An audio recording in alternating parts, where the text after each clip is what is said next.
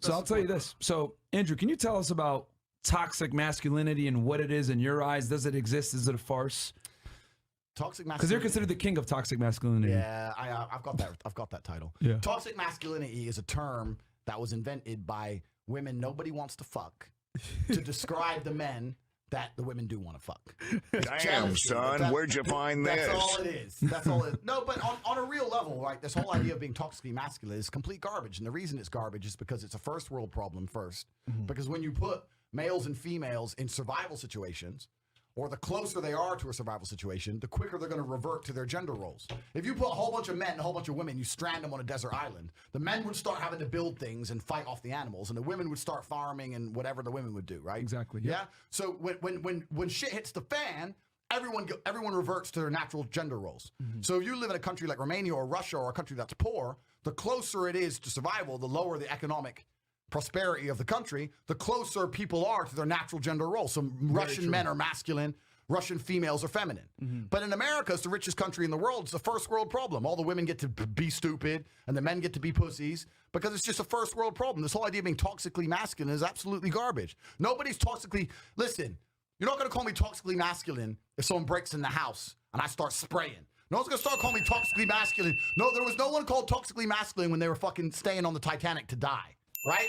The whole thing is garbage, and it's just by women who are bitter and jealous, trying to insult and demonize men for being natural to their instinct. I don't want to rant too much, right? No, continue. I don't want to rant. Okay, let's go.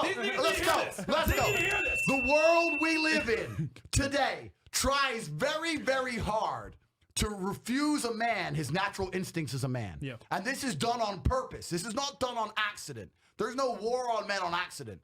Men are the ones who start revolutions. If you look at any revolution in history, it was the men who were on the street and started that revolution. If you want to control a populace, the first thing you do is control the men. When the Romans went and conquered Sparta, they killed all the men, all the young boys, all the fighting age males. When you're left with nothing but females, you can conquer and control a society. We're living in a world right now where there's supposedly some virus and you have to stay in your house and put a mask on, and everyone's complying like cowards. And the reason is because they've destroyed the masculine spirit in men. If you would have told men 100 years ago, we're going to take your business away, we're going to bankrupt you, and they're going to lock you in your house, every single man would have stood up and said, what?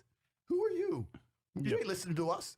The people who are in charge of the world want to control the population, and the easiest way to do that is to remove the warriors from the populace. Facts. That's all it's about. So when men try and act in a masculine way, they're toxically masculine. They demonize us. And then another way they do is they try and shame us. Shame is another tactic. Oh, Andrew, when are you going to grow up and stop fucking all that hot pussy?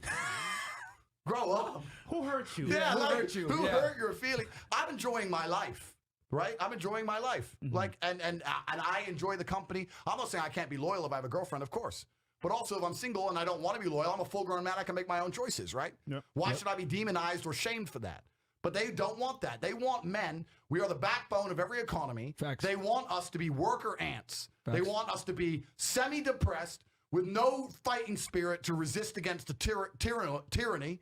They want us paying taxes as tax slaves in a sexless marriage with kids who don't respect us. No one talks about male depression. Nobody cares that the men are miserable. Nobody cares. As long as we pay our taxes and we don't divorce her because we're scared of losing the house, and we continue to raise those kids and sit there while she refuses to give you a blowjob more than once a year, that's all the government wants from men. Yep. That's all they want from us. That's it. And that's why toxically masculine or toxic masculinity was coined. It was another weapon, a weapon against your natural instinct.